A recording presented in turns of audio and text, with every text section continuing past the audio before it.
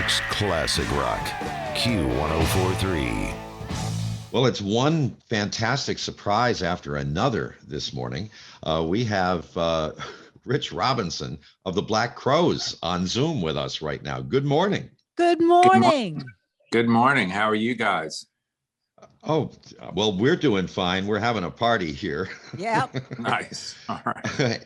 And I don't know if Southside Johnny got the invitation to come in and sing the song, but that would be nice. But we're so pleased to hear from you. And this has been a big year for Black Crowes. I remember when we did our special, our iHeartRadio special, in the winter, during this past winter, you know, the world was still pretty much locked down. And now every single day, things are looking brighter and brighter and brighter. And this year, as we celebrate our 25th anniversary at Q104.3, you have us beat by 5 years because you released your 30th anniversary edition box set this year. Yeah, exactly. Yeah. 31 years now.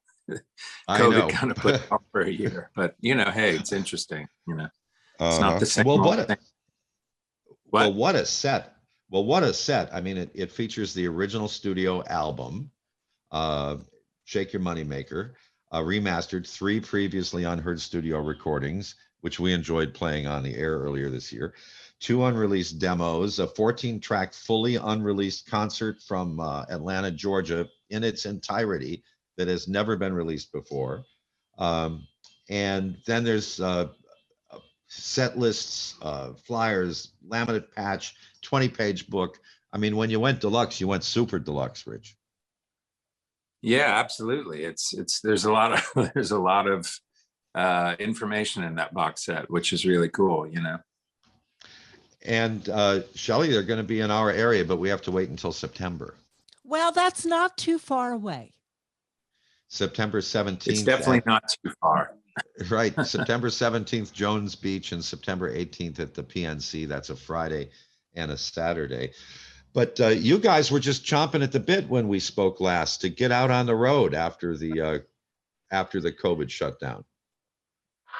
Yeah, you know, I mean, being like, this is the longest I've ever gone without playing music since I was 19, you know, with people in a place. And so, you know, just that it becomes sort of part of your nervous system to be able to get up there and play these songs. And so, you know, it was, but the good thing is that it just kind of makes it a little bit sweeter in the end. You know what I mean? It took a longer time. There was more of a struggle, but in the end, it's even going to be, I think, much more rewarding and passionate and, you know, and cathartic to get out there and play. So looking back over how you spent your time during the pandemic, what was the best of it? What was the worst of it for you? You know, the best of it was being able to really spend a full, you know, year and a half or more with my kids without having to leave and watching them grow and, you know, but unfortunately, because of COVID, the isolation was hard to watch them not be able to have a typical school or their friends and things like that as readily available. You know what I mean? It was really kind of difficult for them, and that was difficult for me to see. But also as a family, we became more and more, you know, even closer and closer, just to be able to spend all this time together. How old are the kids? I have a lot. I have five kids under the age of 11. So That's a lot. that's a lot. It's a lot of children. Yeah. Busy man you are. Busy, yes. Running around, doing a lot of stuff.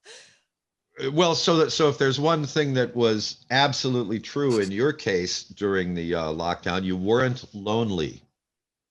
Definitely not. No, not at all. We were able to, you know, we live on a farm outside of Nashville in Franklin, Tennessee, and to be able to spend this time with everyone. And it was, you know, it's a safe place. It's 200 acres. There's horses around every day. So that was beautiful to be able to, and incredibly, you know, humbling to be able to have that setting for the kids, you know. And I saw you playing your guitar, via video. I saw you playing your guitar on your porch. Yeah, And yeah, exactly. that looks like just the most fantastic porch to just sit out on a nice day. I mean, it was just beautiful. What beautiful surroundings you have. Hey, Rich, It's do you have any cicadas? Because we are just overrun with cicadas. no, this year it was up north where you guys are, but Nashville has had its cicada run-ins, you know what I mean? So, but I know that up north it's pretty intense, right? Ah, it's like hearing a blender every time I go outside, a high shriek of a blender. Yeah, that's amazing. It's Now cool though, It only is, once yeah. every 17 years, right? Yeah, yeah, Mhm. yeah. Now, the great group of musicians that you guys assembled to go out on the road with for your tour, I mean, I'm sure that they were all excited and happy. What a great job to go out on the road for a Black Crowes tour. And then they had to be told, nope, stand Yeah, down, exactly. stand down. And now they're able to get back to work, and they must be very, very excited about it. Yeah, they are. And, we're happy to have Spin back in the band, Spin Pippian, who, people in COVID, a couple of the guys had to sort of readjusted their lives and one didn't really want to maybe play music anymore. And one kind of wanted to go off and do his own thing.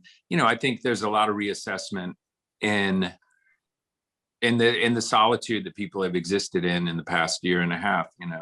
People just sort of saying, I've always wanted to do this, and now I'm going to finally do that. So the universe works in mysterious ways, and that opened up a path for us to meet with Sven in a way that we really felt so positive, and we're so happy to have Sven back, which is amazing. Well, with 5 kids under the age of 11, I mean, have they had an opportunity to experience watching Dad up there on the stage being a rock star? Some of them haven't, I will admit, the young ones really haven't. But that's I'm just the guy that makes oatmeal in the morning, it's like, but I think this year it'll be interesting. I mean, I have guitars here. I'm in my studio. I've been writing songs to send to Chris, just new songs that I've sent him over the course of the year. So they know that I play, and they know that's part of my life. It's kind of permeates everything in the house. But yeah, they've never seen me on stage, or so it'll be pretty funny to see how they react. Well, I want to thank you because we're celebrating our 25th anniversary as a classic rock station here at Q104.3. And those 25 years would not have been possible without guys like you creating the music that our audience loves so much. We may not have an opportunity to spend time together very often, but the artists and the radio stations, they have a very synergistic relationship with one another, because it's our job to share what you've created with your fans, and we really appreciate what you create. We really, really do.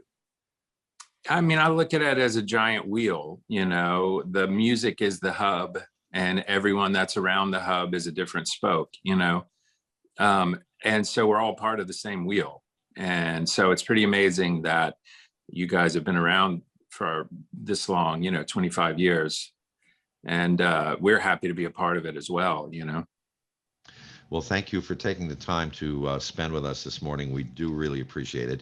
And we look forward to seeing you on Long Island and in New Jersey in the fall. Yes. Excellent. Thank you. Excellent. Yeah, thank you. New York's classic rock, Q104.3.